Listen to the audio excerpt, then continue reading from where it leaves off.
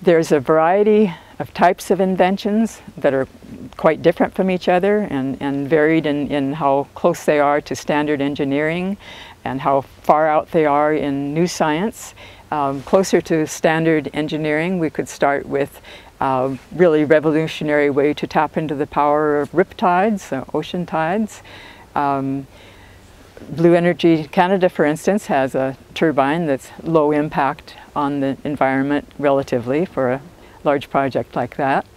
And then all the way across the spectrum to, to solid state electronic circuits that use the principle of resonance to magnify their output, to amplify the amount of electricity that they put out.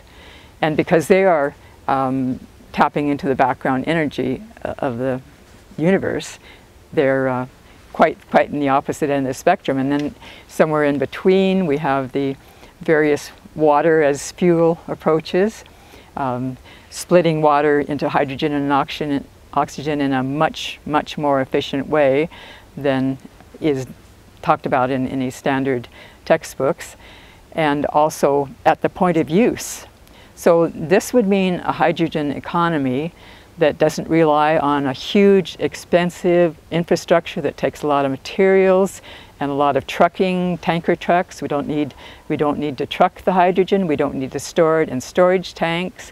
We don't need to pipe hydrogen pipelines, because it is possible to do the job of breaking up the water right at point of use. The new hydrogen economy that I'm seeing that have been described to me by the people working in the field can also clean up polluted water.